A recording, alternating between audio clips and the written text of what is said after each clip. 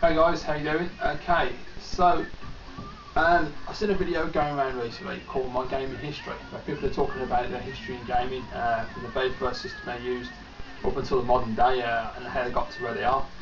I've considered doing this for a while, but I know I have talked about quite a fair bit of my history before, so I wasn't entirely sure people would want to watch this. But I did my 500 subs the other day, and I asked on there if there's anything anybody would like to see, because I couldn't think of anything special to do.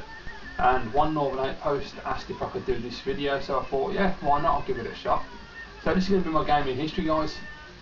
Now, this will probably be a multiple part video, I'm sure, but I'll try and keep it as short as possible.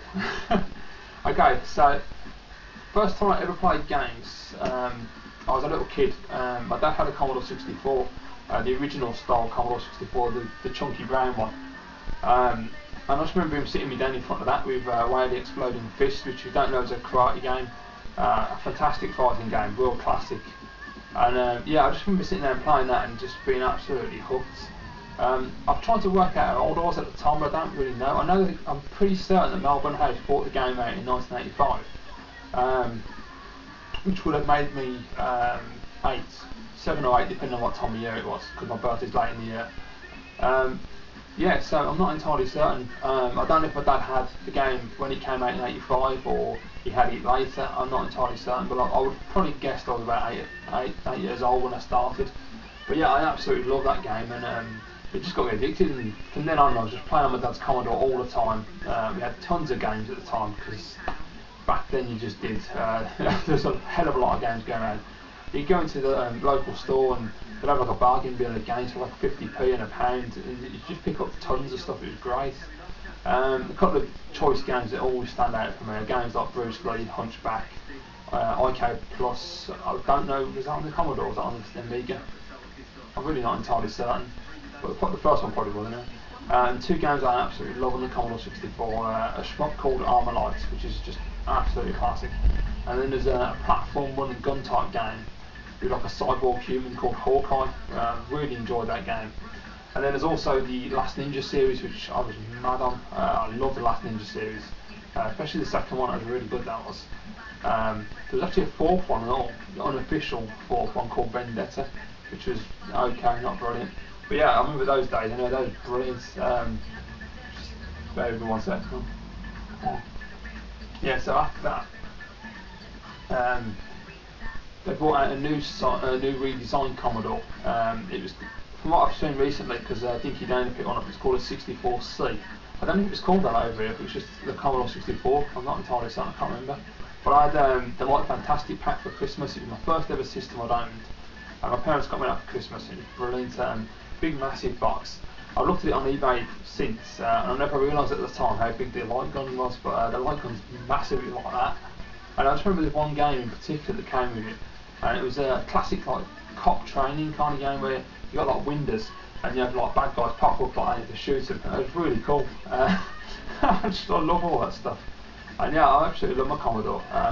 It was like a precursor to the Amiga in the design stage. It was like long and like a creamy white colour. It's really nice. I still prefer the chunky brown one. I think it looks better. But at the time, I was just so shocked to have my own system, and yeah, I played it to death. After that, I moved on to the Commodore Amiga 500, which I've talked about before. At the time, they were like £500. They were really expensive to buy, and I really wanted an Amiga. It was such a massive upgrade. I can't remember if it's because my mate got one. It probably was because he used to get everything. But yeah, I remember getting that with the half meg. Then you could upgrade it to 1 meg, I think, later on, which is what I did eventually get. But I've talked about this before, but anyone who's new to my channel won't know this, I'm sure. But yeah, they were £500 brand new. Couldn't afford one. There was no way it was going to happen. And there's a thing called Bargain Pages in the UK at the time. I don't know if it still exists. It probably does, but it's basically a classifieds paper that comes out every Thursday. People just advertise stuff for sale. And my parents found an Amiga 500 with a load of games. And so we went over to this lady's house. I just remember going in and seeing the Amiga all set up, and she's like, "Oh, have a go if you want, you know, make sure it works." Everything. And I was like, "Oh, brilliant!" It's just absolutely awesome. And so we bought that, and I just remember going home, Mum and Dad saying like they're going to put it to one side for Christmas. Instead, they just went, "Oh, sod it, go on, you can have it now." I remember just booting up Xenon 2 and the Bomb the Bass soundtrack, and oh man, that game, fantastic. That was when I could play shmups and I could actually play them properly. Now I'm bloody terrible. I'm so out of practice. I just die a lot. Yeah, I don't seem to have the attention for shmups anymore. I'll just get hit by bullets and things and hit the scenery. It's not good. But yeah, the Amiga was a fantastic system. I know LaFarge loves his Amiga. He's really into the 1200. I love the 500. It's just the amount of games I had for that system. And if anything, it was just worth having just for Monkey Island. Monkey Island 1 and 2. The point and click adventure is something that needs to be brought back really on the modern consoles. So that, I don't know how they'd really do it unless they have a wireless mouse, but I'm sure they could. But yeah, I absolutely loved all that. Awesome games, and you know, it had some really iffy games. Like you had really bad conversions from Capcom of Street Fighter 2 and Final Fight. They were absolutely appalling. Street Fighter 2 in particular. I mean, Final Fight it's passable, but Street Fighter 2 it was awful. It didn't have the animated backgrounds or anything. It was absolutely chronic. But then you had games like Mega Twins and games like Pit Fighter, which everyone hates, but I love. Brilliant game. And then a game like Myst, which LaFarge did the gameplay for recently for me, which really took me back. That was a cracking game. I love that. And then you got all the great games like Magic Pocket, Speedball 2. Yeah, I mean, the Amiga was just genius. It was such a great system at the time. And then after the Amiga was when the Mega Drive came out and everyone was going console crazy. And I never really paid attention to the consoles, to be honest. It's never really something that was interesting to me because of the price of the system. The price of the games as well was ridiculous. I mean, my God, you look in magazines now from the time, from the early 90s and mid 90s, and the price of games was stupid. I mean, Street Fighter Turbo was like £60. I mean, come on. But yeah, then I met this kid. We became good friends, and he was older than me, so he had a job and he had money.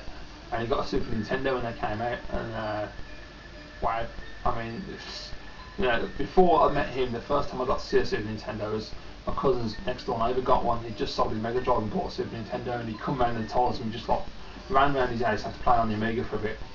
Ran round his house, I mean, like saw Super Soccer and Super Mario World, and it was just like, my God, this system's unbelievable. And then as I say, I met this other guy.